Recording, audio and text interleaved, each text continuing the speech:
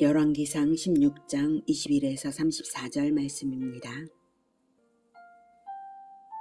그때에 이스라엘 백성이 둘로 나뉘어 그 절반은 기낫의 아들 디브니를 따라 그를 왕으로 삼으려 하고 그 절반은 오므리를 따랐더니 오므리를 따른 백성이 기낫의 아들 디브니를 따른 백성을 이긴지라.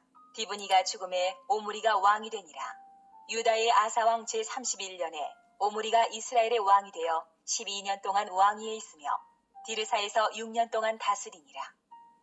그가 은 2달란트로 세멜에게서 사마리아 산을 사고 그 산 위에 성읍을 건축하고 그 건축한 성읍 이름을 그 산 주인이었던 세멜의 이름을 따라 사마리아라 일컬었더라. 오므리가 여호와 보시기에 악을 행하되 그 전에 모든 사람보다 더욱 악하게 행하여 느밧의 아들 여로보암의 모든 길로 행하며 그가 이스라엘에게 죄를 범하게 한 그 죄 중에 행하여 그들의 헛된 것들로 이스라엘의 하나님 여호와를 노하시게 하였더라. 오므리가 행한 그 남은 사적과 그가 부린 권세는 이스라엘 왕 역대 지략에 기록되지 아니하였느냐. 사랑하는 형제 여러분, 10월 26일 수요일 새벽 묵상에 오신 것을 환영합니다. 남왕국 제3대 아사왕 41년간의 통치기간 중에 북왕국 왕들의 통치 기사가 계속되고 있는데요. 아사왕의 통치기간 중에 북왕국 왕이 6명이 거쳐가요. 여로보암, 나답, 바사, 엘라, 시므리, 오므리입니다. 20절까지 해서 바사의 모반으로 왕조가 바뀌어 제2왕조가 들어섰는데요. 불과 2대밖에 못 가죠. 아들 엘라 때에 시므리의 모반으로 제2왕조는 끝이 납니다. 여로보암 나답 왕조의 멸망처럼 유사한 모양새로 바사 엘라 왕조 역시 신하의 모반으로 멸망을 한 것은 심판의 도구가 되었지만 동일한 범죄를 저질렀기 때문에 또 다른 심판의 도구 시므리에 의해 멸망한 것이에요. 시므리는 7일 첫나로 오므리에게 왕위가 재참탈되는데요. 오므리가 왕권을 확보하는 데는 난관이 있었습니다.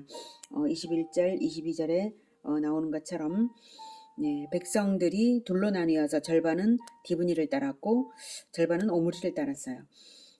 그래서 오므리가 이겨서 왕이 되었다라고 하는 것인데, 오므리가 시므리에 처단을 해서 북왕국 제3왕조 오므리 왕조가 시작이 되는데, 디브니를 추종하는 사람들과 4년여의 내전을 종식한 후에야 비로소 공식적인 이스라엘의 왕으로 등극한 것입니다.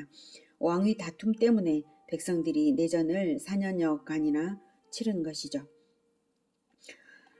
이로 볼 때에 여로보암의 악행이 얼마나 사람들을 어리석고 악하게 만들었는가가 좀 더 실감이 납니다. 내전을 치르는 4년여의 기간 동안 북이스라엘 백성들의 마음은 지파 이기주의와 탐욕과 증오로 연단되어 갔을 것임은 분명합니다. 그리고 오므리의 등극으로서 이스라엘 사회는 이제 신정왕국적인 정당성 같은 것은 개념조차 사라져버리고요.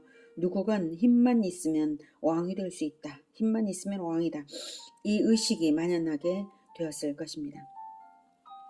23, 24절 유다의 아사왕 제31년에 오므리가 이스라엘의 왕이 되어 12년 동안 왕위에 있으며 디르사에서 6년 동안 다스리니라. 그가 은 2달란트로 세멜에게서 사마리아 산을 사고 그 산 위에 성읍을 건축하고 그 건축한 성읍 이름을 그 산 주인이었던 세멜의 이름을 따라 사마리아라 일컬었더라.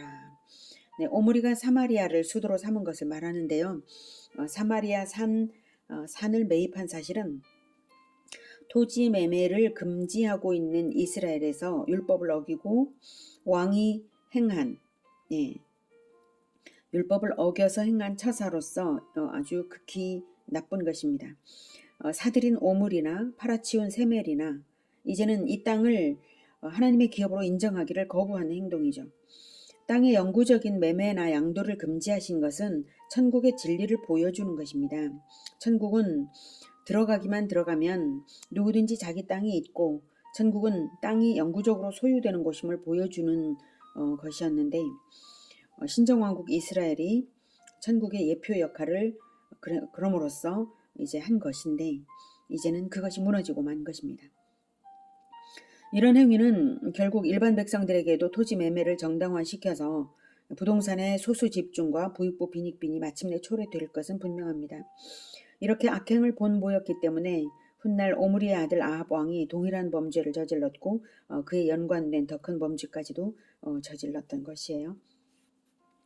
25절 오므리가 여호와 보시기에 악을 행하되 그 전에 모든 사람보다 더욱 악하게 행하여 느밧의 아들 여로보암의 모든 길로 행하며 그가 이스라엘에게 죄를 범하게 한 그 죄 중에 행하여 그들의 헛된 것들로 이스라엘의 하나님 여호와를 노하시게 하였더라. 오므리가 행한 그 남은 사적과 그가 부린 권세는 이스라엘 왕 역대지략에 기록되지 아니하였느냐. 오므리의 악행은 여로보암의 행적을 추종하되 역대의 어떤 왕들보다도 더욱 심했습니다. 그가 여호와를 반역하고 우상숭배했던 죄악을 미가 6장 16절에서는 말하기를 오므리의 율례라고 부를 정도로 이미 백성들의 삶에 전반적으로 영향을 끼쳤습니다. 28절 오므리가 그의 조상들과 함께 잠에 사마리아에 장사되고 그의 아들 아합이 대신하여 왕이 되니라. 유다의 아사왕 제38년에 오므리의 아들 아합이 이스라엘의 왕이 되니라. 오므리의 아들 아합이 사마리아에서 22년 동안 이스라엘을 다스리니라. 오므리의 아들 아합이 그의 이전의 모든 사람보다 여호와 보시기에 악을 더욱 행하여 느밧의 아들 여로보암의 죄를 따라 행하는 것을 오히려 가볍게 여기며 시돈 사람의 왕 엣바알의 딸 이세벨을 아내로 삼고 가서 바알을 섬겨 예배하고 사마리아에 건축한 바알의 신전 안에 바알을 위하여 제단을 쌓으며 또 아세라 상을 만들었으니 그는 그 이전에 이스라엘의 모든 왕보다 심히 이스라엘 하나님 여호와를 노하시게 하였더라. 그 시대에 베델 사람 히엘이 여리고를 건축하였는데 그가 그 터를 쌓을 때에 맏아들 아비람을 잃었고 그 성문을 세울 때에 막내 아들 수굽을 잃었으니 여호와께서 눈의 아들 여호수아를 통하여 하신 말씀과 같이 되었더라. 네, 오므리의 아들 아합은 아버지보다 훨씬 더하네요. 이렇게 범죄, 죄는 시간이 흐를수록 더욱 심화되고 더 크게 확장이 되는 것입니다. 북왕국 제3왕조 2대왕 아합의 통치 전반을 요약했는데 아합은 오므리의 뒤를 이어 북이스라엘 제7대 왕에 올라서 22년을 통치했습니다. 본장에서부터 시작해서 무려 7장에 걸쳐 아합 왕의 행적이 나오게 될 건데요. 그만큼 아합은 이스라엘 역사의 나쁜 의미로 크게 주목받는 인물입니다. 아합은 여로보암의 죄를 따라 행하는 것을 오히려 가볍게 여길 정도로 하나님 앞에서 악행을 자행하고 여호와 신앙을 멸절하기 위해 왕이 된 것처럼 극악한 종교 정책을 펼쳤습니다. 그런 악행들을 7장에 걸쳐 기록하는 이유는 아합에 맞서 여호와 신앙을 지키려는 노력이 있었고 아합의 악행은 여호와 신앙 수호 노력을 선명하게 드러내는 배경이어서 그렇습니다. 아합이 이처럼 극악한 죄에 빠진 것은 부왕 오므리의 영향도 있었겠지만 아내 이세벨의 영향이 큽니다. 음행과 술수가 뛰어난 열렬한 바알 숭배자 이세벨은 요한계시록에도 우상숭배의 대명사로 기록하고 있을 정도입니다. 그런 여자를 국모의 자리에 앉힘으로써 북이스라엘을 우상으로 만연케 했고요. 하나님의 자리를 바알로 대치해버린 것입니다. 한편 여리고의 재건축 사실과 하나님의 경고가 성취된 사건이 보도되는데요. 여리고는 요단강을 건너고자 할 때 통로가 되는 지역입니다. 아합이 히엘을 시켜 여리고성을 재건하려고 한 것은 전쟁에 이용하기 위해서 요단강을 건널 통로를 확보하고자 함이었을 것입니다.